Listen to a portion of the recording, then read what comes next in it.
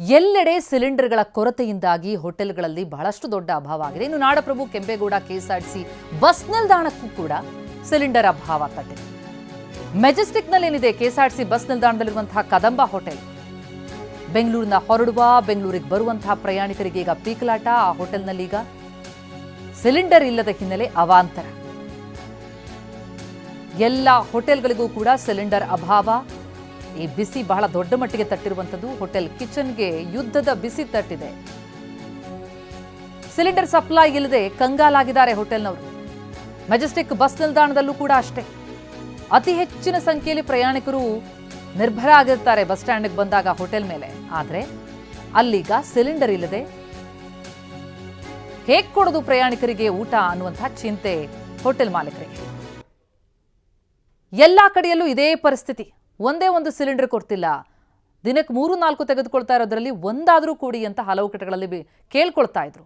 ಆದರೆ commercial ಸಿಲಿಂಡರ್ಗಳ supply ಆಗ್ತಿಲ್ಲ. ಖಾಲಿ ಹೊಡಿತಾ ಇವೆ ಹೋಟೆಲ್ಗಳು. ಮೆನುನಲ್ಲಿ ಚೇಂಜಸ್ ಆಗಿದೆ. ರೈಸ್ ಬಾತ್ಗಳ ಮೊರೆ ಹೋಗಿದ್ದಾರೆ. ಕರಿದ ಐಟಮ್ಗಳನ್ನು ಮಾಡೋದಕ್ಕಾಗ್ತಿಲ್ಲ. ಕೆಎಸ್ಆರ್ಟಿಸಿ ಬಸ್ ಸ್ಟ್ಯಾಂಡ್ನಲ್ಲಿರುವಂತಹ ಹೋಟೆಲ್ಗೂ ಕೂಡ ಈ ಸಿಲಿಂಡರ್ ಅಭಾವ ತಟ್ಟಿದೆ. ಬೆಂಗಳೂರಿನಲ್ಲಿ ಅತಿ ಹೆಚ್ಚಿನ ಜನ ಹೊರಗಡೆ ಬರುವಂಥವರು ಹೋಟೆಲ್ಗಳನ್ನೇ ನೆಚ್ಕೊಳ್ತಾರೆ ಊಟ ಉಪಹಾರಕ್ಕೆ. ಆದರೆ ಈಗ ಎಲ್ಲ ಕಡೆಯಲ್ಲೂ ಕೂಡ ಸಿಲಿಂಡರ್ ಸಿಗದೆ ಹೇಗಪ್ಪ ಗ್ರಾಹಕರಿಗೆ ನಾವು ಊಟ ಒದಗಿಸೋದು ಅನ್ನುವಂಥ ಪ್ರಶ್ನೆ ಹಲವರದ್ದು. ಕೆಲ ಹೋಟೆಲ್ಗಳಂತೂ ಬಂದಾಗ್ಬಿಟ್ಟಿವೆ. ಖಾಲಿ ಸಿಲಿಂಡರ್ಗಳು ಹೋಟೆಲ್ ಎದುರುಗಡೆ ರಾರಾಜಿಸ್ತಾ ಇವೆ. ಅತ್ತ ಏಜೆನ್ಸಿಗಳ ಹತ್ತಿರ ಸ್ಟಾಕ್ ಇಲ್ಲ ಕಮರ್ಷಿಯಲ್ ಸಿಲಿಂಡರ್ಗಳದ್ದು ಅನ್ನುವಂಥ ಬೋರ್ಡ್ಗಳು ರಾರಾಜಿಸ್ತಾ ಇದೆ. ಕದಂಬ ಹೋಟೆಲ್ ಬಳಿಯಿಂದ ನಮ್ಮ ಪ್ರತಿನಿಧಿ ಲಕ್ಷ್ಮೀ ನರಸಿಂಹ ಈಗ ನೇರ ಸಂಪರ್ಕದಲ್ಲಿದ್ದಾರೆ. ಲಕ್ಷ್ಮೀ ನರಸಿಂಹ, ಎಲ್ಲಾ ಹೋಟೆಲ್ಗಳದ್ದು ಒಂದೊಂದು ಕಥೆಯಾದ್ರೆ ಈ ಕೆಎಸ್ಆರ್ಟಿಸಿ ಬಸ್ ಸ್ಟ್ಯಾಂಡ್ ನಲ್ಲಿರುವಂತಹ ಒಂದು ಹೋಟೆಲ್ ಏನಿದೆ ಅಲ್ಲೇನು ಸಮಸ್ಯೆ? ಈಗ ಮೆನು ಚೇಂಜ್ ಆಗಿದೆಯಾ ಅಥವಾ ಹೋಟೆಲೇ ಬಂದ್ ಮಾಡೋ ಪರಿಸ್ಥಿತಿನ? ಏನ್ ಕತೆ ಅಲ್ಲಿದು? ಪ್ರತಿಮಾ, ಈಗಾಗಲೇ ಮೆಜೆಸ್ಟಿಕ್ನ Kadamba hotel, Majestic KSRTC bus stand Kadamba hotel ಕೂಡ ಸಿಲಿಂಡರ್ನ ಅಭಾವ ತಟ್ಟಿದೆ. ನನಗೆ ಅದೇ ಸ್ಥಳದಲ್ಲಿ ನಿಮಗೆ ತೋರಿಸ್ತಾ ಹೋಗ್ತೀನಿ ಪರಿಸ್ಥಿತಿ ಯಾವುದೇ ರೀತಿ ಅಂತ. ಮೆಜೆಸ್ಟಿಕ್ನ ಕೆಎಸ್ಆರ್ಟಿಸಿ ಬಸ್ ಸ್ಟ್ಯಾಂಡ್ ಅಂತಂದ್ರೆ ಬೆಂಗಳೂರಿಂದ ವಿವಿಧ ಜಿಲ್ಲೆಗಳಿಗೆ ಹೋಗುವಂಥವ್ರು, ವಿವಿಧ ಜಿಲ್ಲೆಗಳಿಂದ ಬರ್ತಕ್ಕಂಥವ್ರು ಸಾವಿರಾರು ಸಂಖ್ಯೆಯಲ್ಲಿ ಪ್ರಯಾಣಿಕರು ಇರ್ತಾರೆ.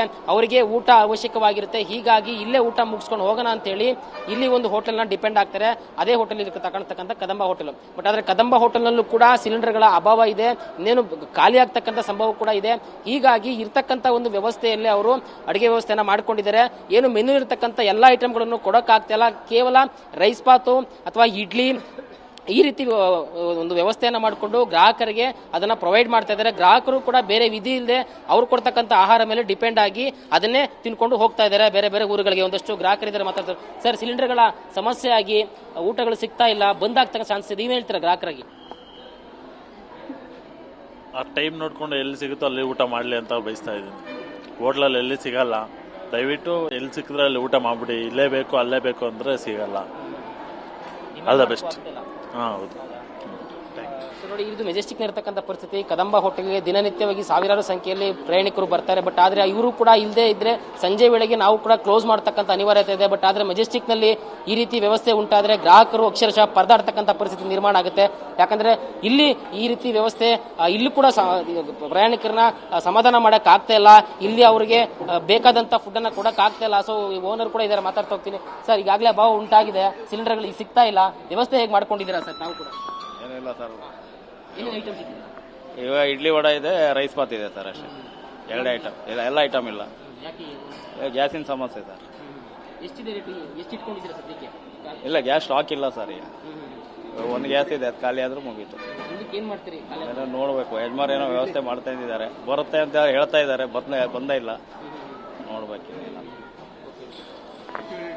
ನೋಡ್ತಾ ಇರ್ಬೋದು ನೀವು ಕೂಡ. ಈಗಾಗಲೇ ಏನು ಇಲ್ಲಿರ್ತಕ್ಕಂಥ ಮೆನು ಐಟಮ್ಸ್ ಏನು ಇಲ್ಲಿ ಪ್ರದರ್ಶನ ಮಾಡಿದ್ರು ಅದಕ್ಕೆಲ್ಲವೂ ಕೂಡ ಇಲ್ಲಿ ಕ್ಲೋಸ್ ಮಾಡ್ತಾ ಇದ್ದಾರೆ, ಪೇಪರ್ ಹಾಕಿ ಕ್ಲೋಸ್ ಮಾಡ್ತಾ ಇದ್ದಾರೆ. ಯಾಕಂದ್ರೆ ಗ್ರಾಹಕರು ಬಂದು ಅದನ್ನ ಕೇಳಿದ್ರೆ ಇವ್ರ ಹತ್ರ ಕೊಡಕ್ಕಾಗಲ್ಲ, ಅದನ್ನ ಇಲ್ಲಿ ಪ್ರೊವೈಡ್ ಮಾಡಕ್ಕಾಗಲ್ಲ. ಹೀಗಾಗಿ ಅದನ್ನ ಕಾಣಿಸ್ತೆ ಅದನ್ನ ಮುಚ್ಚಿಡ್ತಾ ಇದ್ದಾರೆ.